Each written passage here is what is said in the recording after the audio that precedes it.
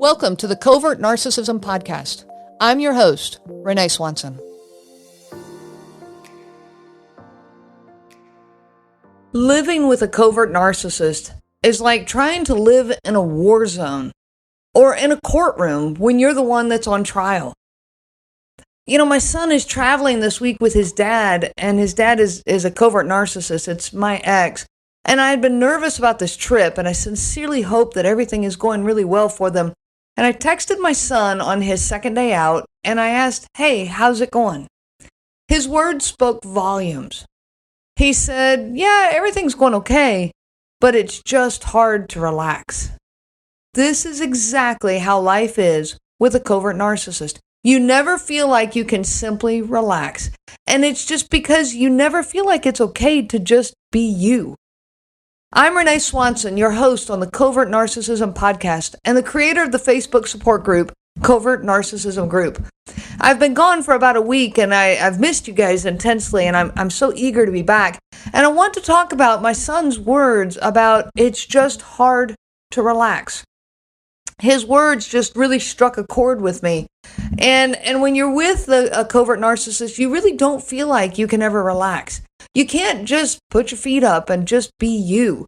You can't voice your own opinion about anything because everything is met with resistance and invalidation. I'll give you a few examples. You might say something like, "Hey, I like to read." And he'll respond, "No, you don't. You don't ever read." And it makes you feel like you're just an idiot and you got to defend your right to like to read. And so your mind is now rolling through all the books that you've read, all the times you've read when he wasn't around, or all the nights that you wish you had time to read. The days that you dream of having more time to read. It's okay to like to read. But he will make it to where it's not. It's not okay to like to read. And if you're in front of other people, like you're with your friends or something, it makes it even worse. You're trying to talk to your friend, you're not even talking to him, and you say, "Yeah, I really like to read." And he chimes in and says, "No, you don't," and makes you feel like a complete fool. You might say something, simple. This could be anything. These examples could be anything. You might say, I would love to have more cabinet space in the kitchen. Well, his response, "Why? You've already got it all filled up with junk that we don't ever use and we don't even need."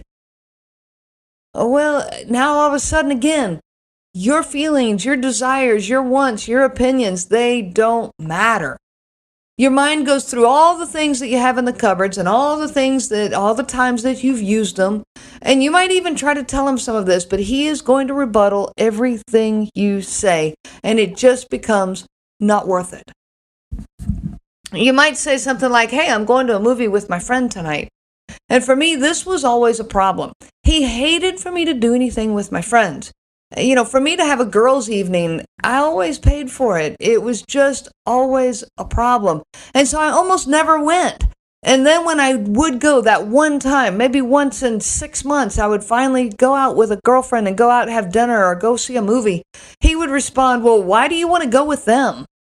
As though I'm just stupid for wanting to have this friendship. Or why don't you want to see that movie with me? I want to see it too. Making me feel guilty. It's just over and over, all of these feelings. And my mind would go through all the many activities that I do with him, even though he would tell me, "Well, you never do anything with me." And it would play through all of these times that I spent time with him. And yet it would also play through all of these very few things that I did with my own friends. I didn't realize how much covert narcissistic abuse isolates you from your friends. And this is why. Because you have to fight for every single minute that you can spend with somebody that is not that abuser. I had not gone to a movie with my friend in years. Yet here it was, I was defending myself for one single evening. When you're with a covert narcissist, you are constantly on high alert. You just know that things are going to be a problem. Everything, any opinion you give, any conversation you have, any comment you make, any event, everything is a potential problem. So you feel like you're living in a courtroom. You're always on trial. You're always under attack. You're always needing your defense attorney there. You're always having to defend your thoughts and your opinions. Nothing's ever safe, and you remain in a constant state of hypervigilance. This is like living in a war zone. I've never been to a war zone other than my marriage, But I can imagine that this would be, and I hear from other people, and I know I can't understand because I've never lived it. Just like I believe that nobody can really truly understand covert narcissism unless they've lived it. But it's like you're constantly under attack, like you're living in a war zone. Covert narcissists belittle you for having your own opinions and thoughts. They put you down, they make you feel bad, they confuse you to what reality actually is. You don't like to read. When you know that you like to read, maybe, you don't have time for it, but that doesn't mean you don't like to read. You still like to read. And yet they will try to confuse reality and confuse it within your own mind. And they expect you to accept their reality. Anything outside of this is going to be targeted. So, what does that do to your mind?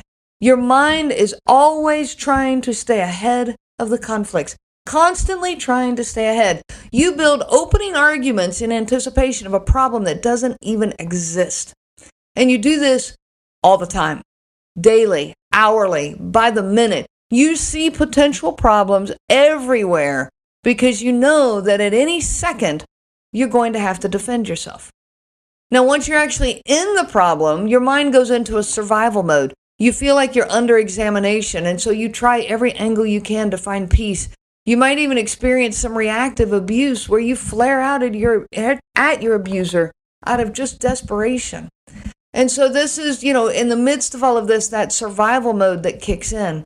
And last is after, the conflict is over, although it's not actually ever over.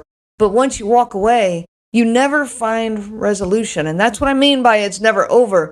You can walk away, but your mind is now making multiple closing arguments. Most of these will never be voiced. Most of these will never be said. But your mind is going to still be trying to convince you that what you did was okay or what you said was okay. And so you've got all these closing arguments going in your mind. And while you're walking away with the closing arguments of one situation, the whole cycle starts all over again. And your mind is back on watch, trying to anticipate the next problem. Many victims of covert narcissistic abuse struggle to recover from all of this damage. How? How do you heal? How do you find peace when your mind has been playing these mind games for so many years? And the longer you've been in the relationship, the more ingrained it will be in you. People search for help in so many different ways. They're looking for therapists, support groups, videos, blogs, books, counseling, all of this stuff. And you're just trying to find peace inside your own head. You're still finding that you are on high alert. And even though you've left the relationship, you leave the relationship thinking, great, now I can finally be at peace, and you're not. And so it gets frustrating. And I want to talk about the path of healing, in this episode. I want to talk about specifically how to get your mind to relax. You see, normal life things will still happen. Disagreements will still happen, or you might be in the situation where you're trying to voice your opinion. Even voicing your opinion was such a problem that now that the relationship's over and you're with friends and you're trying to voice your opinion, your mind will go back into that, oh no, I'm going to have to defend this opinion, I'm going to have to come, and all of the old habits will still be there. Your mind is still consumed with opening and closing arguments, cross-examinations, and appeals. So you still feel like you're extremely, under attack, and that you have to defend yourself. And this is very normal when somebody has come out of a relationship with a covert narcissist. Now, regarding healing, there are no magic steps to follow. There's no one-size-fits-all remedy. There's no step-by-step instructions. Healing is specific to you, and I will go ahead and warn you, healing is messy. You're going to have some days that feel like you're making true progress, but you're going to have plenty of days that just feel disastrous. And you're going to think, I'm not getting anywhere. You're going to have times where those emotions all flare right back up and all those feelings come boiling back in. And you're going to think, this is damage that's just irreparable.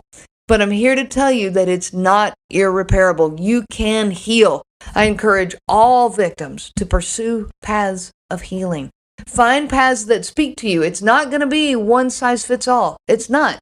You might find one direction that works really, really well for you. Well, get on that path then and stay with it. And if you start down a path of healing and you find it's not working for you, don't get discouraged. Just shift over to a different direction. Find a different path of healing. Find one that connects with you. If it feels like the right path, then take it. Listen to your heart. Your heart has been pushed down long enough. It has been ignored long enough. You may not continue ignoring it. It is time for you to listen to your own heart. Now, I want to give you some suggestions for healing that specifically deal with letting your mind relax. And this is just things that I've tried, things that I've read and experimented with, and things that really just connected with me. Number one is pay attention to your thoughts. Identify that courtroom experience that's going on inside your own head. Identify the opening arguments, the closing arguments, the defensive thoughts, the argumentative thoughts, the worry thoughts, anticipating problems that don't even exist. Identify it. Start paying attention to your thoughts. Identify what's going on in there. You don't have to judge them. Please don't judge them. Understand where they come from. Just start paying attention to them. Next, another suggestion is to journal. Write down these things that happened. The value in this is unbelievable. And here's what it does, is it allows your mind to finally let go of all the arguments, the examinations, the appeals. It finally lets your mind relax. Write it down. This does not have to be fancy. You don't have to have correct grammar. You don't have to use punctuation. It can be one long run-on sentence that can go for, 100 pages. I don't care. Get it written down. Just get them down. Voice recording works well too. Get on a voice recorder and just start blabbing all the stuff that happened, all the examinations in your mind that was going on, all the arguments, all the thoughts. Get it written down so that your mind can stop being the memory bank for all of this. Your mind just holds on to it because it's validating your feelings and validating who you are. And so your mind is storing it. Get it down, get it written down on something on paper or in a voice recorder so that your mind can let it go. Another suggestion, find one or two people in your life with whom you do feel safe and can start voicing your own opinion. And start small. This takes practice. You have not been free to voice your opinion for however long you were in that abusive relationship. And now you want to practice this. I don't suggest you start by diving into religion and politics. Those are just heated topics for any relationship, any friendship. Start small, a movie that you like, or a food preference, or, something that's going on in the news and you want to voice an opinion about it. Start simple. And then as you get more secure in that and you start to trust that you're able to voice your opinion without getting just annihilated, you will start getting more secure in that, and you will start to learn that, these are people I can trust, these are people that are not, and you will start to identify that difference. Another crucial step is to find your own identity again. When you are with a covert narcissist, you lose your own identity. Your identity becomes pleasing them. Your identity becomes trying to stay out of their anger and out of their rage and off of their target. And that becomes who you are. Well, that's not who you are. You are so much more than that. You have so much to offer to this world. You have so much to offer to yourself and to your own little pocket of this world. And so start finding out who you are again. How do you want to spend your time? What sort of things do you like to do? What hobbies? Who do you want to spend the time with? These are important things for you to start exploring and start recognizing. And it's so important that you don't jump right into another relationship. Because if you do that, if you leave an abusive relationship before you spend time identifying who you are, and you dive right into another relationship, your identity will become all about that other relationship. Whether that is a toxic person or not will not matter. Because your identity will become completely absorbed in that person. You must take time to find you. Now, another important step is you need to accept that you will still have feelings that don't make sense. When you've come out of a relationship that's an abusive relationship, your feelings are all over the board. You're even going to still have feelings for your abuser. You might be holding on to some positive memories that you had, and all of a sudden you're having feelings for that person. That's okay. Accept that this will happen and that these feelings don't make sense, but that's okay. You're still going to have feelings of being beaten down. You're going to have feelings that you don't matter. You're going to have feelings that you need to defend and protect yourself. You're going to have feelings of being unworthy. All of these are going to be feelings that you're going to have. And you need to accept that. Identify that these feelings are there, just like you're trying to identify the thoughts going on in your head. Identify your feelings as well, and accept them. And accept that these are new feelings from a new you. These feelings are going to remind you of all the old feelings that you had. And you'll think that maybe you still are that same person you were before, or maybe you're still in the same place as you were before, because these feelings are going to identify with that victim place where you were in that relationship. But it's not the same you. Even if the only step you have taken is to get out of that relationship, this is a new you. These are new feelings from a new you. You've started to create that new you by leaving the relationship. Baby steps count. Your growth and your forward progress, they matter, even if they're tiny steps. So recognize these feelings, but recognize them that they are new feelings. They are feelings that you are seeing from a new perspective, because this is a new you. Another step that I strongly encourage you to take is to make a forgiveness list. Now, I'm not talking about forgiving your abuser. That's a tough issue, and it's one that we'll deal with later at another time. I'm talking about forgiving yourself. You need to make a list of all the things that you need to forgive yourself for. Maybe it's for choosing that relationship. How about for spending so many years in it? For giving him so much power over you, your thoughts, your feelings. For losing your own identity, your desires. For not standing up for yourself more successfully. And for not being good enough in his eyes. And for that one, not only were you not good enough in his eyes, that became you were not good enough in your own eyes. And you need to forgive yourself for that. You were manipulated, you were lied to, you were abused. You need to forgive yourself for these things. And you need to make a forgiveness list. And it's a list that you need to start identifying where you need to spend time caring for your own heart, your own thoughts, your own feelings, and make that forgiveness list. Victims of covert narcissistic abuse, they live with a constant feeling that they are not good enough.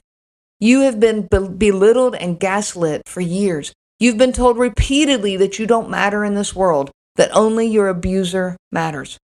But now it is time for you to start believing in yourself again, for you to start trusting yourself again. Recognize the abuse for what it is. Once you do this, once a victim identifies the abuse, they identify that they were lied to and that they were manipulated, that is the first step to begin to take back your own life. You need to recognize that what the abuser said was simply not true. Learn that your feelings about all of this were completely valid, and recognize that you're in that different place today. Even 1 or 2 steps on that road to recovery are still steps in the right direction. I want to add one piece to this, is you may never get closure. And you're going to have to accept this. This is a tough one because we so badly desire closure. The ending of a relationship with a covert narcissist can leave you desperately craving closure. We want to hear them own up to their own words and behaviors. One time, can they just say, "I'm so sorry, I didn't mean to hurt you this way." But you will never hear that. We want it so badly. But it will never happen with a covert narcissist. It will never happen in a way that you truly find closure. And I encourage you to listen to my episode that's called No Reconciliation Ever with a Covert Narcissist, because I talk about this there. Instead of searching for closure, turn towards indifference towards this difficult person in your life. Indifference is a wonderful part of the healing journey. You no longer give value to their criticisms, to their manipulations, to their invalidations. You're no longer reacting. You're no longer holding court in your mind. Wow.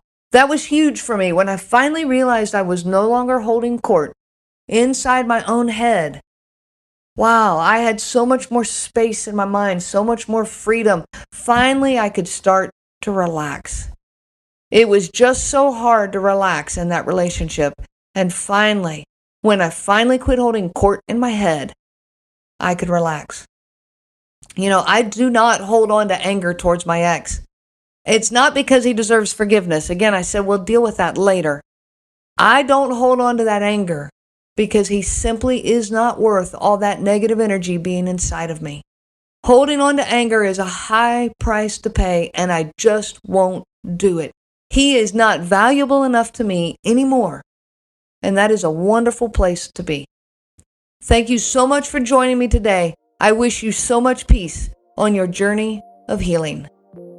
You have been listening to the Covert Narcissism Podcast with your host, Renee Swanson. Be sure to check out our website at www.covertnarcissism.com. There you will find many resources just for you to help you on this journey. You can also reach out to me by email at Renee, RENEE, at cnglifecoaching.com. Those letters are CNG, as in Covert Narcissism Group. I do look forward to hearing from you. I wish you so much peace on your journey of healing.